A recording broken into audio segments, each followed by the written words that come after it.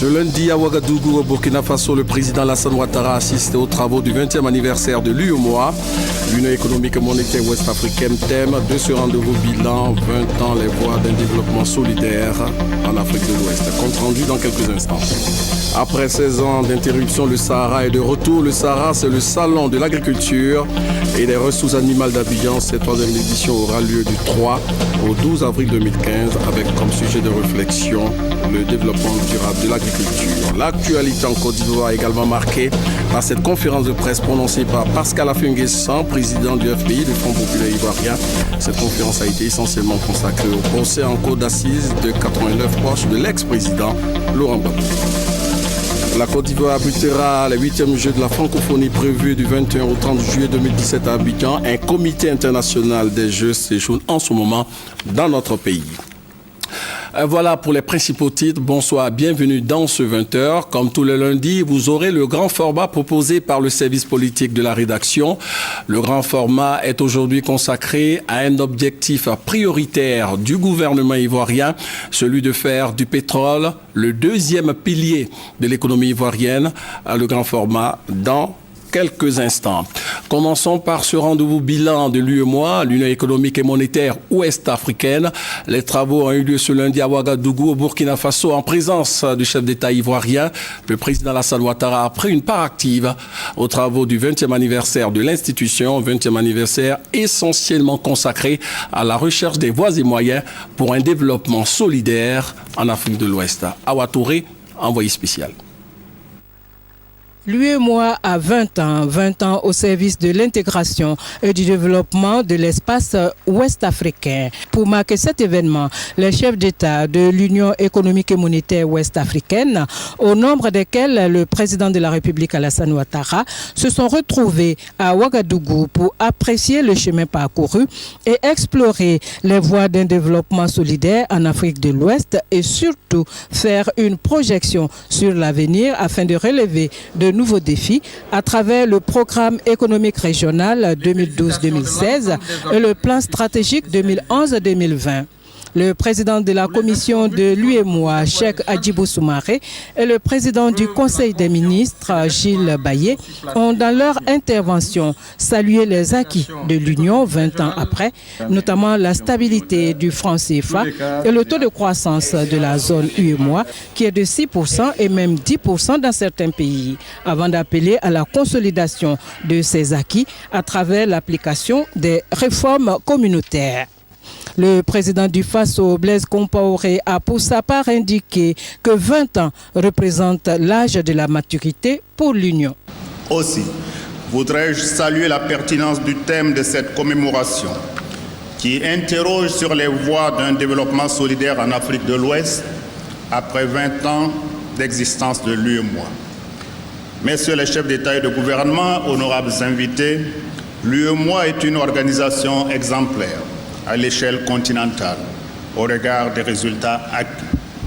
Elle est une référence de par la qualité et l'efficacité de ses différents organes qui ont permis aux pays membres d'amortir les chocs exogènes, dont principalement la crise internationale qui frappe le monde depuis près de 8 ans. À l'orée de sa 3e décennie, il faut, selon le président de la conférence des chefs d'État, président du Bénin, Thomas Yahi Boni, donner une nouvelle impulsion à l'UEMOA, faire de lance de la politique d'intégration.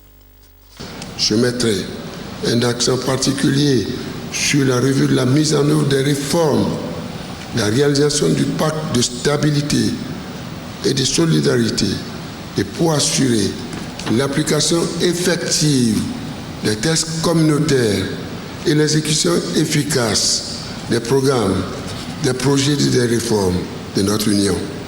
À cet égard, je voudrais me proposer, et je suis sûr que vous en avez convenance, chers chefs d'État et de gouvernement, de réunir les premiers ministres des États membres de l'Union pour donner une impulsion politique au mécanisme de cette revue. Par une déclaration lue par le président en exercice, la conférence des chefs d'État et de gouvernement de l'UEMOA a apporté son soutien et sa compassion à la Guinée, au Libéria et à la Sierra Leone, des pays frères touchés par la fièvre hémorragique à virus Ebola. La conférence a offert $1 500 000, environ 750 millions de francs CFA à ces pays. Et vous allez voir en image, le chef de l'État est donc de retour ce soir même en Côte d'Ivoire. Il est arrivé aux environs de 19h à l'aéroport Félix Houphouët-Boigny de Port-Bouët. Voilà, rappelons donc que le chef de l'État rentre de Burkina Faso où il a assisté aux travaux du 20e anniversaire de l'UEMOA, l'Union économique et monétaire ouest-africaine. Demain, vous aurez le compte-rendu complet de notre envoyé spécial sur les temps forts de ce rendez-vous bilan. Comme vous voyez, le chef de l'État a été accueilli par des présidents d'institutions et des membres du gouvernement. Merci donc à la réalisation. Autre actualité, après 5 ans d'interruption, le Sahara est de retour. Le Sahara, c'est le salon de l'agriculture et des ressources animales d'Abidjan. Cette 3e édition, après celle de 92 et 97, aura lieu l'année prochaine, du 3 au 12 avril 2015, avec comme sujet de réflexion la promotion de l'investissement agricole durable. L'information a été officiellement donnée ce lundi par le Premier ministre, chef du gouvernement, Daniel Kablan-Duncan. Noël Niagno. De la tenue de ce salon du 3 au 12 avril 2015. D'ici à là, le SARAS, Salon international de l'agriculture version 2015, va se donner les moyens d'être la vitrine de la nouvelle agriculture ivoirienne dans toutes ses dimensions, en ressources végétales, animales et forestières. Pour ce comeback, 16 ans après la 2e édition de 1999, SARAS 2015 va revêtir de nouveaux habits. Par son organisation, le SARAS 2015 sera une illustration concrète du partenariat public-privé. La deuxième spécificité du SARAS 2015 réside dans le contenu même de l'événement, qui s'articule autour d'activités d'ordre promotionnel, scientifique, commercial et médiatique. Salon de l'agriculture pour 2015, il s'agit de mettre l'accent sur l'investissement, mais précisément dans le secteur agricole. Ces innovations vont permettre d'éplucher le thème de l'édition 2015, la promotion de l'agriculture durable, Côte d'Ivoire. L'organisation du salon d'agriculture et des ressources animales est une occasion idéale pour les décideurs, les promoteurs, les opérateurs économiques et les consommateurs de se retrouver pour échanger en vue d'apporter les meilleures réponses aux besoins du secteur et aux attentes donc des populations. J'invite chacune et chacun à œuvrer dans une synergie d'action pour la promotion de l'agriculture en Côte d'Ivoire et dans notre sous-région.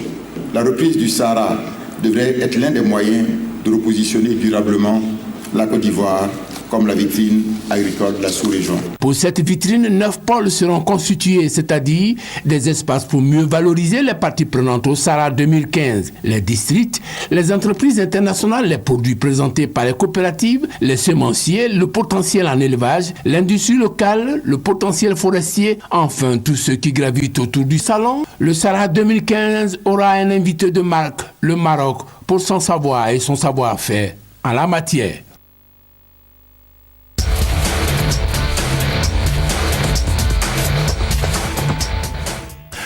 Les réserves pétrolières, surtout celles situées en eau très profonde, entre 3000 et 4000 en dessous du golfe de Guinée, seront désormais exploitées parce que l'objectif visé par le gouvernement est de faire du pétrole le 2e pilier de l'économie ivoirienne, en plus du café et du cacao.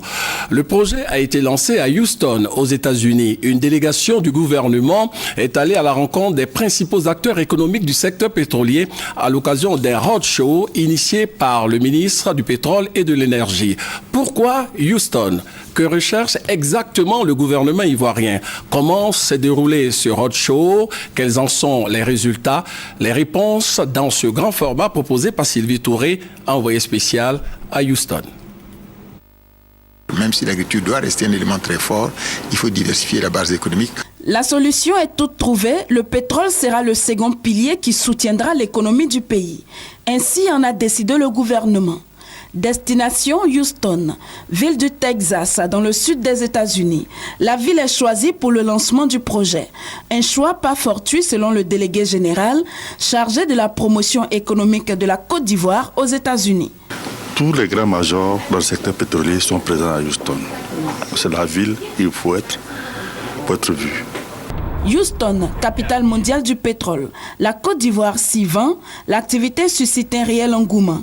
Une trentaine de compagnies pétrolières prennent part à ce roadshow. Celles capables d'explorer en eau très profonde, c'est-à-dire entre 3000 et 4000 mètres en dessous du sol, pourront négocier les 7 blocs situés dans le golfe de Guinée. Le gouvernement a conduit des programmes de sismique 2D qui nous ont permis quand même de voir les potentialités qui existent dans la zone. C'est au vu de ces potentialités que nous avons découpé cette zone en 7 blocs. Ceci donc, c'est une aventure nouvelle pour la Côte d'Ivoire. Une nouvelle aventure dont l'objectif est clair. Augmenter la production nationale de pétrole de 20 000 actuellement à 200 000 barils jour dans les années à venir. Que les productions de pétrole en Côte d'Ivoire ont baissé. Depuis les années 90, on est situé entre 50 000 et 80 000 barils le jour. On est tombé à 20 000 barils le jour. Pourquoi? Parce que dans la décennie de crise, il n'y a pas eu d'investissement nouveau. Or, c'est parce que quand vous trouvez donc de nouveaux champs pétroliers que vous exploitez, que la production donc augmente. Alors l'objectif donc indiqué par le ministre au titre du gouvernement, c'est que depuis lors il y a eu de nouveaux champs qui ont été donnés, de nouveaux fourrages qui ont lieu, et nous pensons que la production qui est autour de 20 000 barils jour doit être multipliée par 10 au moins. Et déjà le projet a trouvé preneur. Anadarko Petroleum Corporation, basée au nord de Houston, l'une des majors de l'exploration pétrolière, déjà présente en Côte d'Ivoire. À elle seule, elle fait 800 000 barils jour, 40 fois mieux que la Côte d'Ivoire. Son vice-président réitère la volonté du groupe d'explorer les côtes ivoiriennes. En exploration, nous sommes en phase d'évaluation de ressources pétrolières découvertes. Donc activement, on essaie d'évaluer les volumes pour voir la faisabilité économique de produire ces réserves pétrolières. ExxonMobil, supermajor pétrolière au monde, chiffre d'affaires supérieur à celui des 166 des 193 États reconnus par l'ONU. Capacité 6 300 000 barils par jour. Un cadre d'entente a été conclu. Une délégation est annoncée à Abidjan dans les prochains jours. Nous sommes très contents, très excités et vraiment prêts à démarrer et aller en Côte d'Ivoire et commencer des investissements dans le secteur de l'exploration pétrolière. Ali Burton, spécialisé dans la fourniture des services d'exploration, veut pour sa part apporter un appui technique à toutes ces entreprises qui voudront explorer les côtes ivoiriennes. Les responsables de la firme ont exprimé leur désir au Premier ministre et à sa délégation. Faire du pétrole le second pilier de l'économie ivoirienne, le gouvernement y tient. Le conflit frontalier avec le Ghana ne saurait plomber cette ambition, selon le Premier ministre. Écoutez, avec le Ghana, je pense qu'au départ, il y avait eu un accord avec eux, qui va avoir une réunion au niveau donc, des techniciens d'abord, ensuite au niveau donc, des ministres, au niveau donc, des chefs d'État. On était dans cette perspective, puisqu'en fait, la rencontre doit se tenir en fait septembre, donc à Accra, lorsque nous avons eu la décision du Ghana d'aller en arbitrage. Bon, mais écoutez, le président de la République a dit, mais écoutez, ce sont des frères, il n'y a pas de problème, voilà en arbitrage, chacun va amener ses arguments et la Cour internationale prendra sa position. Les grands blocs qu'on présente ici, il n'y a qu'un seul qui est du côté donc, de la frontière du Ghana, c'est le 543. Alors que tous les autres grands, du 600 au 606, sont sur le côté ouest et centre. Donc il n'y a pas de problème pour ces dossiers-là. La demande nationale et sous-régionale en électricité, estimée à 1630 MW en 2014, passera à 1800 en 2015 et à 4000 MW à l'horizon 2020. Si les résultats de l'exploration des 7 blocs s'avèrent positifs, les premières gouttes de pétrole seraient recueillies dans 7 ans et contribueraient à soutenir la croissance énergétique de la Côte d'Ivoire et l'économie du pays. C'était le grand format proposé par Sylvie Touré, envoyé spécial de la rédaction à Houston. Des États-Unis, on atterrit à Paris, la capitale française, où la diaspora ivoirienne a été suffisamment informée sur la politique d'acquisition de logements sociaux en construction en Côte d'Ivoire. Le point de cette mission du gouvernement avec Adama Koné. Le programme de construction de logements socio-économiques de standing s'exporte. Après les nationaux résidents, les Ivoiriens vivant à l'extérieur sont la cible du ministère de la Construction, du Logement, de l'Assainissement et de l'Urbanisme. En collaboration avec le ministère de l'Intégration africaine et des Ivoiriens de l'extérieur, l'opération de présouscription a débuté le 18 octobre dernier à Paris. Le logement est un facteur d'intégration sociale par excellence. Le président Alassane Ouattara veut que l'accession au logement soit un des marqueurs de sa politique. Beaucoup m'ont interpellé parce qu'ils ont été l'objet d'arnaques. Mais quels sont les mécanismes qui ont été mis en place pour éviter ces arnaques? Quels sont les mécanismes financiers qui vont permettre donc de financer le logement pour les Ivoiriens de l'extérieur? Nous avons déplacé lors de la Chambre des notaires comment accompagner nos frères à l'extérieur. C'est une innovation, c'est plutôt ce qu'il faut retenir. Et c'est ce qu'il faut. Aspect pratique, ce sont 38 promoteurs immobiliers qui sont en contact direct avec les demandeurs de logement. Ces derniers livrent leurs premières impressions. C'est un très beau projet. Il faut que ce genre d'initiative-là se perpétue et se multiplie. Je viens de l'Allemagne, expressément pour ça. C'est une très bonne chose. On voit le professionnalisme même de la chose, il faut le dire. On a eu l'habitude de voir certaines choses, mais ça, on est rentré dans une étape assez professionnelle. L'opération de présouscription pour les logements socio-économiques de standing pour les Ivoiriens vivant à l'extérieur s'achève le 25 octobre prochain à Paris. Et retenez que les Ivoiriens vivant à travers le monde sont estimés à quelque 1 240 000 âmes. Selon le ministère de l'Intégration africaine et des Ivoiriens de l'extérieur, environ 60% résident en France, 21% aux États-Unis, 8% en Italie, 8% au Royaume-Uni, 3% au Sénégal et 10% dans le reste du monde, avec une population de plus en plus jeune, puisque plus de 55% sont âgés de 20 à 35 ans. L'actualité en Côte d'Ivoire, marquée également par cette conférence de presse prononcée par Pascal Affi-N'Guessan, président du FPI, le Front populaire ivoirien. Cette conférence a été essentiellement consacrée au procès en cour d'assises de 89 proches de l'ex-président Laurent Gbagbo. Les 89 pro-Gbagbo appelés à la barre ce mercredi, 83 dont le président du Front populaire ivoirien, Simone Gbagbo, Aboudraman Sangaré, professeur Akembo et Daniel Boni-Claverie comparaîtront effectivement devant la cour d'assises. Le président du Front populaire ivoirien appelle à un procès démocratique. Je voudrais en appeler à la grande responsabilité des magistrats chargés de ce procès et au-delà de tout le corps judiciaire en Côte d'Ivoire dans cette phase cruciale de l'histoire de notre pays. La justice est le pilier principal de la paix dans un pays. C'est pourquoi l'opinion nationale et internationale attend de la justice qu'elle dise le droit. Le procès contre les pro-Gbagbo se tiendra conformément à l'arrêt du 10 juillet 2013 rendu par la Cour d'appel. Les faits retenus contre les accusés sont entre autres atteinte à la défense nationale, complot contre l'autorité de l'État, constitution de bandes armées, usurpation de fonctions. À l'entame de cette conférence de presse, une minute de silence a été observée à la mémoire de la mère de l'ex-président, rappelée à Dieu le 15 octobre. Et l'actualité politique en Côte d'Ivoire reste toujours marquée par l'appel de Daokro, appel du président du PDCI-RDA, Henri Konan Bédié, invitant à un consensus autour de la candidature unique du chef de l'État, le président Alassane Ouattara, pour le compte du RHDP, le Rassemblement des Oufouettistes pour la démocratie et la paix. Candidature unique à l'élection présidentielle de 2015, des missions d'explication et de sensibilisation de la direction du PDCI-RDA pour une adhésion à l'appel de Daokro s'effectue dans le district d'Abidjan et à l'intérieur du pays. Le président Bédié avait lancé cet appel le 17 septembre dernier à Daokro lors du meeting de clôture de la visite d'État du président Alassane Ouattara dans la région de Lifou. À un an de l'élection présidentielle en Côte d'Ivoire, le Conseil constitutionnel et le Programme national de cohésion sociale se sont entendus sur l'essentiel, apporter leur contribution à l'organisation d'une élection apaisée, mais surtout acceptée de tous. Victorine Yaoyoboy pour en savoir davantage. Échange de documents entre les professeurs Francis Vangavodier et Maria Toukone. Par ce geste, le Conseil constitutionnel et le Programme national de cohésion sociale PNCS se donnent la main en vue de contribuer à des élections apaisées et régulières en Côte d'Ivoire en 2015. Parmi les grands problèmes qui mettent en péril la cohésion nationale, il y a surtout les élections qui nous amènent ici aujourd'hui.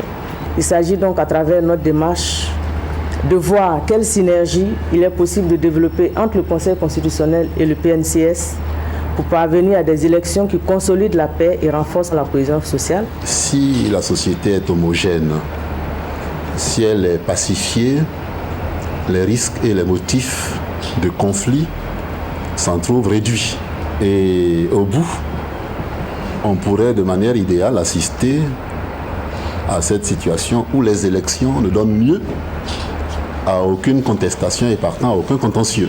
Il est donc heureux que nous puissions amorcer cette coopération dont je viens de souligner la nécessité. Une commission mixte sera mise en place pour assurer le suivi de cette collaboration. Le président du Conseil constitutionnel annonce même un séminaire fin octobre qui devrait réunir toutes les parties prenantes dans l'organisation des élections en Côte d'Ivoire, notamment le ministère de l'Intérieur et la commission électorale indépendante. Ce sera l'occasion pour tous ces acteurs de réfléchir aux dispositions à prendre afin d'éviter une autre crise post-électorale en Côte d'Ivoire. Poursuivons ce journal avec ce constat. Aucun opérateur du secteur des télécommunications en Côte d'Ivoire ne respecte le cahier des charges qui fait obligation d'offrir des services de qualité aux clients, aux consommateurs. Ce constat a été fait par l'ARTCI, l'autorité des régulations des télécommunications et des TIC en Côte d'Ivoire. Ce non-respect des règles va coûter aux opérateurs économiques de ce secteur d'activité plus d'1 milliard de francs CFA. Éducation, Lassine Ouattara. L'autorité de régulation des télécommunications et TIC de Côte d'Ivoire, ARTCI, entend faire du secteur l'un des plus performants avec une qualité de service irréprochable.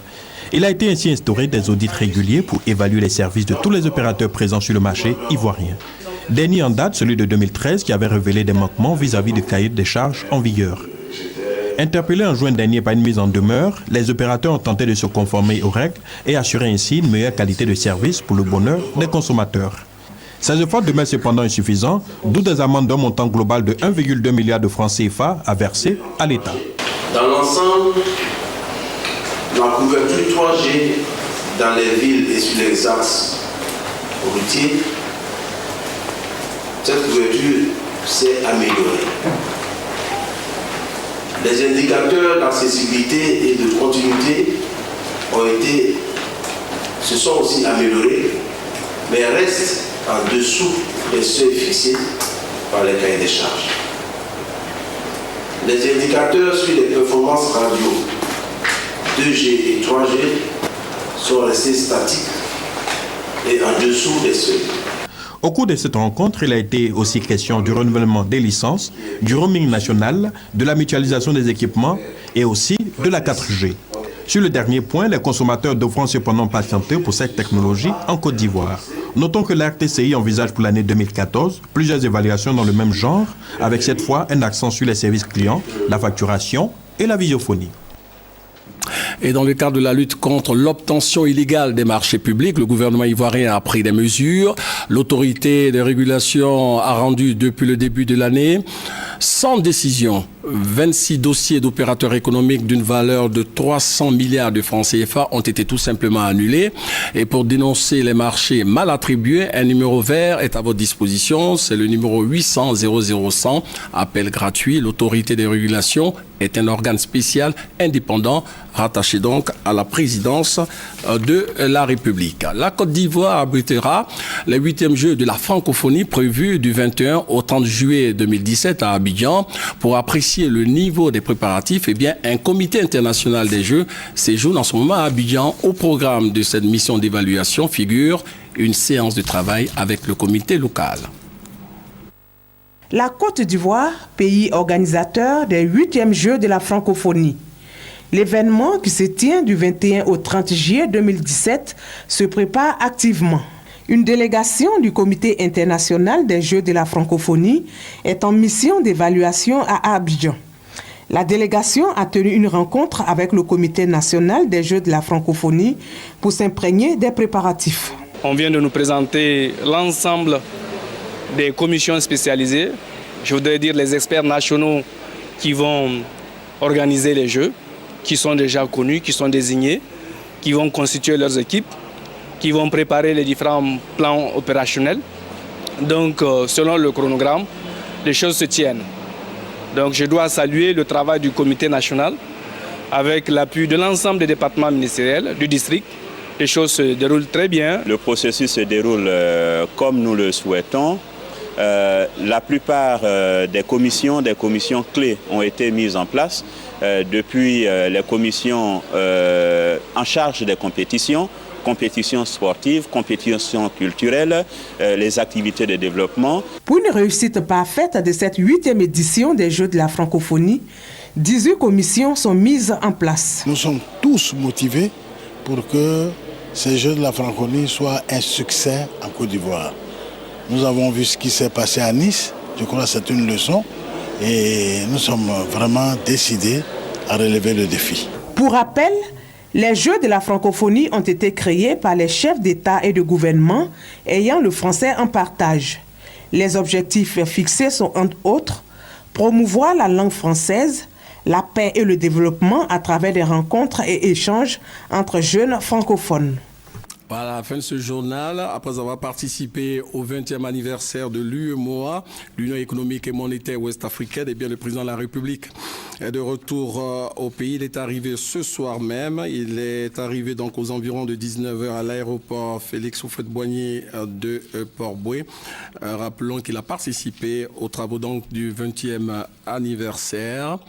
Vous apercevez donc le chef de l'État, qui sera certainement accueilli par les présidents d'institutions et des membres du gouvernement. Demain, vous aurez le compte rendu de notre envoyé spécial Awa Touré au Burkina Faso.